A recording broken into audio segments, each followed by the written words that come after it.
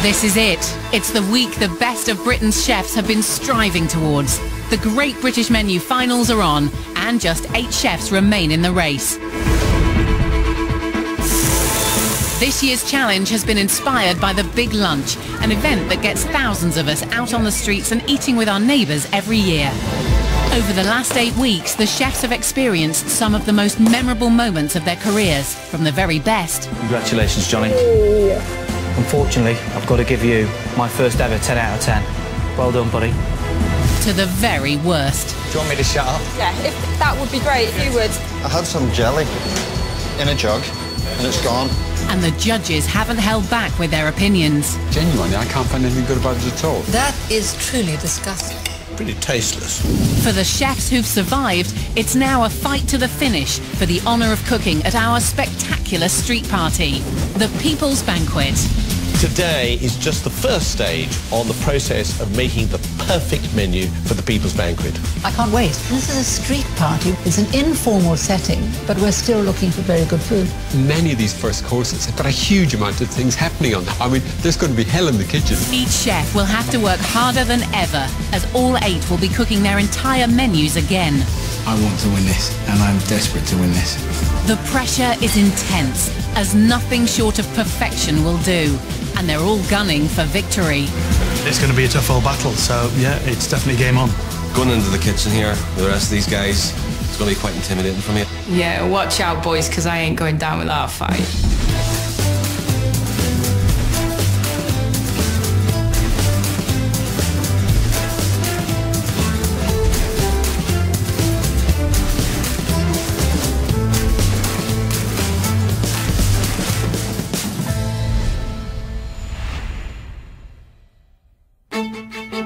It's day 1 of the finals. All 8 chefs will be battling to get their starter on the banquet menu. First to arrive are the Celtic contenders. Michael Smith from Scotland, Chris Fearon from Northern Ireland and Hywel Jones from Wales. All in the finals for the first time. Scurry biscuits. Scurry biscuits. It's finals week. I'm a little bit nervous, if I'm honest. Next up are Lisa Allen representing the North West, Aktar Islam from the Central region and Tom Kerridge from London and the South East. Lisa and Tom both won a place at the banquet last year, Lisa cooking the starter and Tom the main. There's a small group of people that have been to 2 banquets. I want to join that group. Our final group of chefs are Paul Ainsworth from the South West and Andrew Pern representing the North East. I'm really nervous, but this is a massive fight now. This is all to play for. Royal Rumble. For these top chefs, the stakes are very high. Cooking at the People's Banquet would be the pinnacle of their careers. If I can make it through to the People's Banquet, which I intend to, that will be the greatest achievement of my life. If they win, they'll also get to invite the tireless workers from their communities who already use food to bring people together and provided the inspiration for the chefs' menus. For me, it would be a huge honour to cook for people of the community, the unsung heroes of communities. It would be fantastic and an honour. But to get to the banquet, the chefs have to impress 3 notoriously hard-to-please judges, Prue Leith, Oliver Payton and Matthew Fort. So Lisa, Tom, both champions from last year. How did it feel getting a dish on? That's amazing. You feel proud, don't you? Yeah, you're really it's proud. Brilliant. And I mean, to actually do the banquet itself, cooking for 100 covers, is bonkers, isn't it? It's mayhem and it's mental. But you feel really proud of actually having achieved it. You keep hearing little tweaks of the dishes that people are doing, and it does put the frighteners up. The judges are looking for a perfectly balanced menu. So for each course, they'll pick their top 3 dishes, only selecting an overall winner on Thursday. Every day, a different veteran chef will be helping them make that decision. Today, it's someone who knows what a tremendous privilege it is to have a dish on the final menu, as he cooked not just once but twice for the banquet. From Birmingham, it's the multi-award-winning Michelin-starred chef, Glynn Purnell. Welcome, Glynn, to the judging chamber. Nice to be back, guys. Nice to be back. What's interesting about today is that we're not going to reveal who the winner is. We're looking for 3 winners. Well, there's a very good reason for that, is because we need to have absolute flexibility when we come to putting together the perfect menu for the People's Banquet. We will then have 3 first courses to choose from. I mean, it must be I can imagine quite stressful not to know whether you've come first, second or third, whether you're just in a mix really. We've got to keep them trying until the last minute. I think the worst thing is if you don't come in the top 3 at all. Whether you come first, second or third is irrelevant. If you don't even come anywhere near it, then you start to worry. No. Having a chef of Glynn's calibre in the chamber is causing some concern amongst the finalists. Glynn will be quite hardcore. He's on the money, he's on the ball, so nothing goes past him, and he will, if he doesn't like something, he'll justify why, and he will say it. He's such a fun character, and that comes out in his food, so that could be possibly what he's looking for, as well as like the fun factor of does it make him laugh kind of thing, but then also his taste buds are impeccable, aren't they? The moment has come for the regional finalists to enter the judging chamber for the first time to face this formidable panel. This is going to be the toughest week of their lives. Chefs, welcome to the first day of the finals of the Great British Menu. Now it gets really serious because it's dish against dish, chef against chef, and only one dish can go through for each course. What I always found difficult was to hit the ground running. I always struggled on the starter, and you always think, oh, I've got a good main course. What I'm trying to say to you is throw everything you can at the starter from the beginning all the way to the end, and hopefully you'll get your riches, so good luck. Time to get cooking.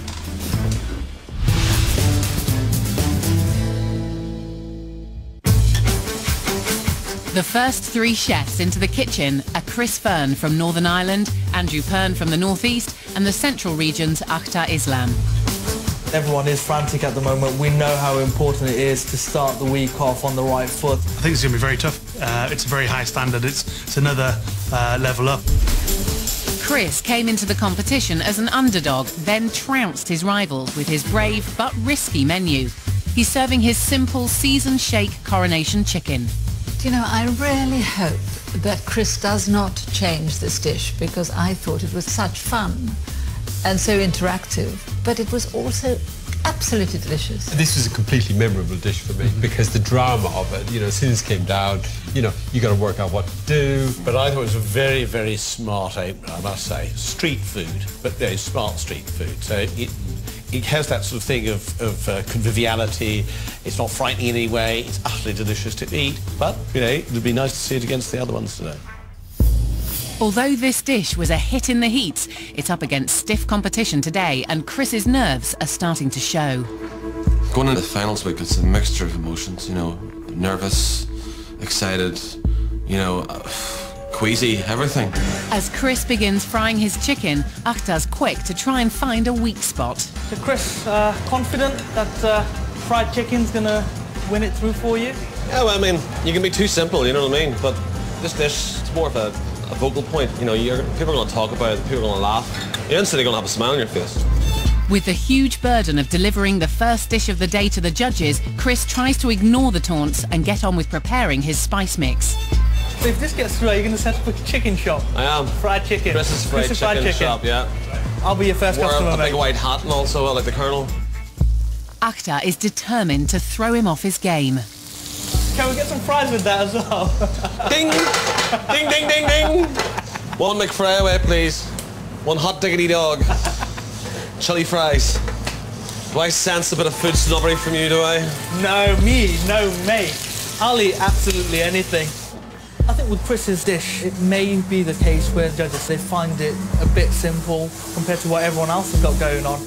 While Chris thinks he's hit the brief perfectly with his playful and fun approach, it's Andrew's turn to question if his chicken lacks the required finesse to compete at this level. I'm not sure about fried chicken in the bag, really, Chris. I don't know if it's luxurious enough for the British public. I like it, but it's a bit like my first dish in the regional heat. It's sort of food for an occasion, but I'm not sure if this is the occasion. You know what I mean? The feedback that I got from the judges, unlike your starter, was positive.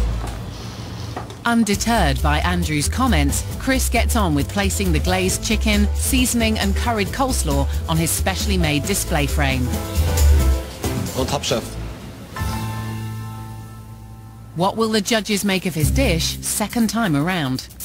I really needed to get a high score. I need to be in the top 3 for the starter. It's really, really important for me to get off running. you know, so I have a lot of faith in this dish, so if it doesn't come in the top 3, I'll be a wee bit knocked, but, you know, so fingers crossed.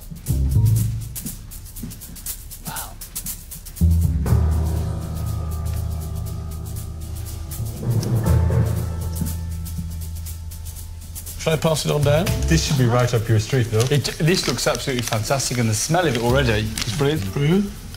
I reckon it's quite a sort of elaborate business, this, isn't it? I mean, there's quite a lot of by-play and acting having to go on, passing up and down. But that's half the fun, working it out, isn't it? And inside are the little bits of chicken. And then you sprinkle it in, and then what do you do? Seal it up, take it up and down. Seal it. Seal it, right there.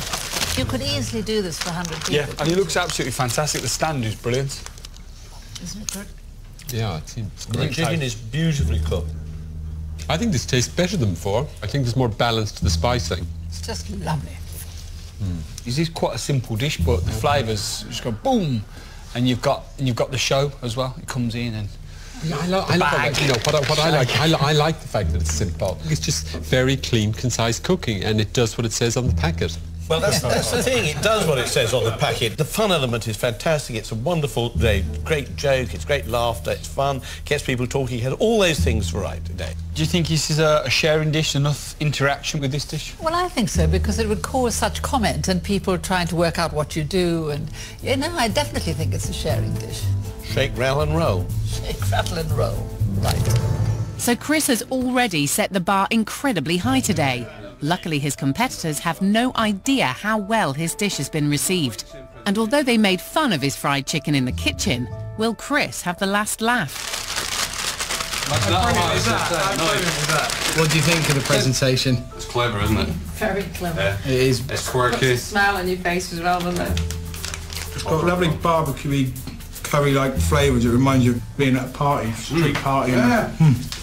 It's probably Moorish, isn't it? Yeah. It's going to get people talking. I think the judges will see the fun side. Whether they'll see it as a gastronomic hype, I don't know. How are the judges going to score Chris's seasoned shake and curry on chicken? Matthew, this is what you call shake, rattle and roll, and you're absolutely right. I'm giving it a 7. So for me, this chicken, shaken, not stirred, needs a little bit more citrus, but I'm giving it a 7.